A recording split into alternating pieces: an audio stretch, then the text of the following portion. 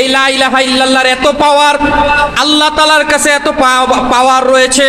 প্রখ্যাত একজন সাহাবী, আপনারা নাম শুনেছেন, দাহিয়াতুল কালবি একজন সাহাবী ছিলেন, যেই সাহাবীর সৌন্দর্যতা দেখে মদিনার অলিগলির নারীগুলো পাগল হয়ে যেত। সাহাবী মাঝে মাঝে তার চেহারাটা রুমাল দিয়ে ডেকে তারপর রাস্তা দিয়ে চলতো। সুবহানাল্লাহ বলেন। জিবরিল আমিন যতবার এসেছে অধিকাংশবার যার চেহারার আকৃতি নিয়ে আল্লাহর রাসূলের কাছে এসেছেন ওই সাহাবীর নাম হচ্ছে দাহিয়াতুল কালবি। আল্লাহর রাসূল যখন মক্কায় এবং মদিনায় ইসলামের প্রচার করছেন, এমন সময় দাহিয়া কালবির কানের মধ্যে গেল যে একজন রাসূল এসেছে, তিনি নাকি ইসলামের দাওয়াত দেয়, তিনি নাকি একটা কালেমা পড়ায়, যেই কালেমা পড়লে সব গুনাহগুলো আল্লাহ মাফ করে দেয়। দাহিয়া কালবি দৌড়াইয়া গেল, আল্লাহর রাসূলের দরবারে গিয়ে বললেন, ইয়া রাসূলুল্লাহ, ইয়া হাবিবাল্লাহ, আমি শুনেছি আপনি এমন এক মিশন নিয়ে এসেছেন, এমন এক কালিমা নিয়ে এসেছেন যেই কালিমা পাঠ করলে সব গুনাহ মাফ হয়ে যায়। আল্লাহর রাসূল বললেন, হা হা হা, সব গুনাহগুলো আল্লাহ তাআলা মাফ করে দেয়। দাহিয়া কালবি বললেন, রাসূল, জাহিলি জামানার মধ্যে আমি এত গুনাহ করেছি, আমার একটা নয় দুইটা নয়, 18টা কন্যা সন্তানকে নিজ হাতে আমি হত্যা করেছি। নাউজুবিল্লাহ বলেন। আল্লাহর রাসূল এই কন্যাগুলোকে যে হত্যা করেছি এই গুনাহটাকে আল্লাহ তাআলা মাফ করে দিবেন, যে কোনো গুনাহ করে আল্লাহ মাফ করে দিবেন। হযরতে দাহিয়া কালবি বলেন, তাহলে আমাকে কালিমা পড়ান। আল্লাহর রাসূল পড়ালেন, লা ইলাহা ইল্লাল্লাহু মুহাম্মাদুর রাসূলুল্লাহ। দাহিয়া কালবি কালিমা পড়ার পর শান্ত রইলেন না, কেঁদে কেঁদে বুক ভাসিয়ে দিচ্ছেন। এমন সময় আল্লাহর রাসূল প্রশ্ন করলেন, ও দাহিয়া কালবি, আল্লাহ তোমার সব গুনাহ মাফ করে দিয়েছেন, তারপরেও কেন কাঁদো? দাহিয়া কালবি বলে, ইয়া রাসূলুল্লাহ, আপনি বলছেন সব গুনাহগুলো মাফ হয়ে গিয়েছে, তারপরেও আমার মনে হয় আমার একটা গুনাহ এখনো মাফ হয় নাই। আল্লাহর রাসূল বললেন, কোন গুনাহ তোমার মাফ হয় নাই? দাহিয়া কালবি একটা হৃদয় বিদারক ঘটনা শোনালেন। বললেন, রাসূল, সবগুলো কন্যা সন্তানকে আমি নিজ হাতে হত্যা করেছি। কারো চেহারা এবং কারো কথা আমার চোখে ভাসে না, আমার মনে পড়ে না, কিন্তু একটা কন্যা সন্তান আমার ছিল, ফুটফুটে সুন্দর দেখতে, আমি দাহিয়া কালবির মতো। আল্লাহু আকবার বলেন। দাহিয়া কালবি বলে, ইয়া রাসূলুল্লাহ, আমি আমার স্ত্রীকে প্রতিবার বলতাম, যখন সন্তান গর্ভে আসতো তাকে বলতাম যে যদি পুত্র সন্তান না হয় তাহলে তোমার কন্যাটাকে আমি হত্যা করব। এই ভয়ে আমার স্ত্রী আমার কাছে কন্যা সন্তানের পরিচয় গোপন রাখতো, কিন্তু ঘটনাক্রমে সব কন্যা সন্তানের খবর আমি পাইলেও একটা কন্যা সন্তানের খবর আমি পাই নাই। ওই কন্যা সন্তানটা জন্মগ্রহণ করেছে তার নানার বাড়িতে। তার নানার বাড়িতে সন্তানটা জন্ম হওয়ার পর আমার স্ত্রী বলল যে এইবার আল্লাহ তাআলা তোমার একটা পুত্র সন্তান দিয়েছে, তবে আমার মনের ভিতরে আসা পুত্র সন্তানের চেহারাটা তুমি তার 3 বছর হওয়ার আগে দেখতে পারবে না। যখন তোমার সন্তান কথা বলতে পারবে তখন তুমি দেখবা। হযরতে দাহিয়া কালবি শর্ত মেনে নিলেন, সন্তানটাকে নানার বাড়িতে রেখে দেওয়া হলো। কন্যা সন্তান জন্ম হলো, কন্যা সন্তানকে নানার বাড়িতে রেখে দিয়ে দাহিয়া কালবির স্ত্রী চলে আসলেন। আসার পর দাহিয়া কালবি দিন গুনতে লাগলেন কবে সন্তানের চেহারা দেখবে। এই দিক দিয়ে দাহিয়া কালবির স্ত্রী ভাবছেন, যেই সন্তান এইবার জন্মগ্রহণ করেছে অন্যান্য সন্তানগুলো কিছুটা কালো ছিল, কন্যা সন্তানগুলো তাদের মাথার বোঝা ছিল, কারণ কালো হলে তারা ভাবতো এটাকে বিবাহ দেয়া যাবে না। এই কন্যা সন্তানকে লালন পালন করতে অনেক টাকা খরচ হবে, বিবাহ দিতে অনেক খরচ হবে।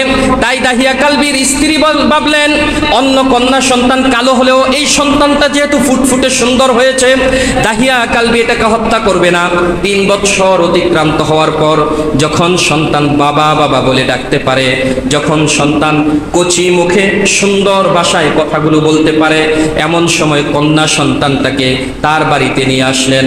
আনার পর বললেন, তোমাকে হাত রেখে, মাথায় হাত রেখে কসম করে বলছি, একটা সত্য কথা তোমাকে বলি, যা এতদিন পর্যন্ত আমি তোমারে জানাই নাই। চাই, তা হলো আমার বাবার বাড়িতে যেই সন্তানটা তোমার হয়েছে ওইটাও কন্যা সন্তান হয়েছে, কিন্তু আমাকে ওয়াদা দাও তুমি তোমার সন্তানটাকে হত্যা করবে না। দাহিয়া কালবি ওয়াদা দিলেন যে সন্তান হত্যা করবে না। সন্তানটা তার উঠানের মধ্যে খেলাধুলা করে, দাহিয়া কালবি তারে দেখে চোখের মায়া ধরে রাখতে পারেন না। দাহিয়া কালবি তাকিয়ে দেখলেন কন্যা সন্তানটা ফুটফুটে সন্তান, দেখতে হুবহু দাহিয়া কালবির মতো। সুবহানাল্লাহ। এত সৌন্দর্যতা দিয়ে আল্লাহ তাআলা কন্যা সন্তানটাকে তৈরি করেছেন যেন রব্বে কারীম নিজ হাতে তার নাক মুখ চেহারা চোখটাকে বসে দিয়েছেন। সুবহানাল্লাহ বলেন। কন্যা সন্তানের প্রতি দাহিয়া কালবির হৃদয়টা গলে গেল। 1 মাস গেল, 2 মাস গেল, কিন্তু আরবের দুষ্ট জাহেলরা দাহিয়া কালবিকে বারবার খোঁচা দিচ্ছিল আর তাকে প্ররোচনা দিচ্ছিল যে দাহিয়া কালবি তুমি কি বংশের মধ্যে একটা কলঙ্ক লালন পালন করছো নাকি? কারণ কোন বংশের মধ্যে কন্যা সন্তান থাকা মানে হলো তা কলঙ্কের দাগ। নাউজুবিল্লাহ বলেন। আরবের মুশরিকরা বলল তুমি তোমার পরিবারের মধ্যে একটা কলঙ্কের দাগ বসিয়েছো, তোমার বংশের মধ্যে একটা কলঙ্কের দাগ তুমি লালন পালন করছো। শয়তান দাহিয়া কালবির হৃদয়ের মধ্যে বারবার ধোঁকা দিচ্ছে। দাহিয়া কালবি একদিন নিয়ত করলেন এই কন্যা সন্তানটাকেও হত্যা করে ফেলবে। নাউজুবিল্লাহ বলেন। হযরতে দাহিয়া কালবি কন্যা সন্তানের মায়ের কাছে গেলেন, গিয়ে বললেন তোমার সন্তানকে সাজিয়ে দাও, দীর্ঘদিন হয়েছে তোমার সন্তান কোথাও বেড়াইতে যায় না। সাজায় দেওয়া হলো। সন্তানটাকে নিয়ে দাহিয়া কালবি বের হলেন। যাওয়ার পর দূর এক মরুভূমির পাহাড়ের মধ্যে গিয়ে যারা হজ বা উমরা করেছেন অনেকেই সেখানে সফরে গিয়েছেন যে দাহিয়া কালবি যেই খাম্বার মধ্যে ধরে, যেই খুঁটির মধ্যে ধরে তওবা করেছেন সেই খুঁটিও দেখেছেন। দাহিয়াতুল কালবি যেই পাহাড়ের নিম্ন স্তরের মধ্যে তার কন্যা সন্তানটাকে হত্যা করেছে, জীবিত পুঁতে রেখেছে, সেই জায়গাটাও আপনারা দেখেছেন। ঠিক সেখানে নিয়ে যাওয়ার পর দাহিয়া কালবির মেয়েটা কচি মুখে কথা বলতেছে, বাবা এই মরুভূমি দিয়ে তুমি কোথায় যাচ্ছ? এই দিক দিয়ে তো আমাদের কোনো আত্মীয়র বাসা নাই। দাহিয়া কালবি বলল যে আমার সাথে চলো, এখানে আমার একটা বন্ধুর বাসা আছে। ইতিহাসের মধ্যে লেখে ঘটনাটা এইভাবে যে দাহিয়া কালবি গিয়ে সেখানে গর্ত খুঁড়তে লাগলো। সুন্দর চেহারা, দীর্ঘক্ষণ রোদের মধ্যে থাকার কারণে চেহারা দিয়ে ঘাম বেয়ে বেয়ে পড়ছে। দাহিয়া কালবির মেয়েটা ছোট জামা দিয়ে তার বাবার চেহারাটাকে বারবার মুছে দিচ্ছে। বাবার চেহারার মধ্যে গর্ত করার কারণে মাটি বারবার ছিটে পড়ছে। আর দাহিয়া কালবির কন্যা বলছে, বাবা এত কষ্ট তুমি কেন করছো? এই যে গর্ত করছো এটা তো করার কোনো প্রয়োজন নাই, চলো আমরা আত্মীয়র বাড়িতে বেড়াতে যাই। তার চেহারা থেকে বালিগুলো মুছে দিচ্ছে। দাহিয়া কালবি বলে, রসুল সন্তানটা আমাকে এত আদর সোহাগ দিচ্ছে, আমার চোখে বারবার সেগুলো ভেসে আসছে, কিন্তু আমি ভুলতে পারি না। দাহিয়া কালবি তার সন্তানকে এক সময় বলল যে দেখো গর্তের নিচে কি আছে। যখন সন্তানটা গর্তের দিকে তাকালো, দাহিয়া কালবির হৃদয়টা পাষাণের মতো কঠোর হয়ে গেল। দাহিয়া কালবি তার একটা ধাক্কা দিয়ে ওই গর্তের মধ্যে ফেলে দিল। নাউজুবিল্লাহ বলেন। দাহিয়া কালবি সন্তানটাকে ফেলে দেওয়ার পর সন্তান সব কিছু স্পষ্ট বুঝতে পারলো। দাহিয়া কালবির দিকে তাকাইয়া বলল, বাবা আমি জীবনে তোমাকে বাবা বলে পরিচয় দেব না, আমি কোনোদিন বলবো না যে দাহিয়া কালবি নামে আমার কোনো একটা বাবা ছিল। তুমি এই মরুভূমির মধ্যে আমাকে ছেড়ে দাও, আমি একা একা বসবাস করব, তোমার বংশের কলঙ্ক হয়ে আমি বেঁচে থাকবো না। দাহিয়া কালবির হৃদয়টা আরো পাষাণ হয়ে গেল। দাহিয়া কালবি বলে, ইয়া রাসূলুল্লাহ, তার এই কচি মুখের কথাগুলো আমাকে শান্ত করলো না। আমি একটা পাথর নিলাম, পাথর নিয়ে তার চেহারার মধ্যে দিলাম। আল্লাহ নাউজুবিল্লাহ। চেহারায় ডিলা দেওয়ার পর কচি মুখ, রসুল এত ফুটফুটে সুন্দর সন্তানটা তার চেহারার মধ্যে যখন পাথর পড়ল, রক্ত ফিকনি দিয়ে ভেসে আসলো, সে সর্বশেষ চিৎকার দিয়ে বলল, বাবা আমাকে একটা মুহূর্তের জন্য বাঁচতে দাও।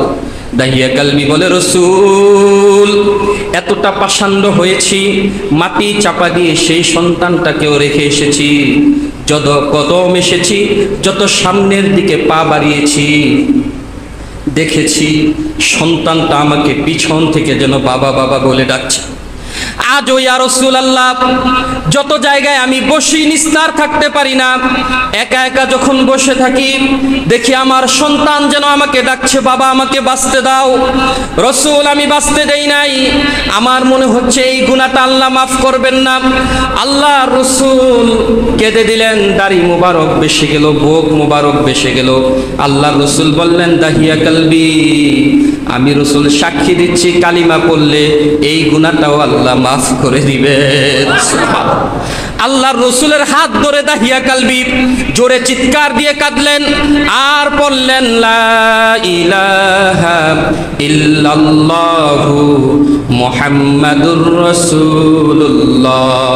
আল্লাহ তাআলা দাহিয়া কালবিকে এত পছন্দ করে নিলেন, এই কালেমার সম্মানে দাহিয়া কালবির আকৃতি ধারণ করে জিবরিল আমিন এই পৃথিবীর জমিনে 40,000 বার আগমন করেছেন।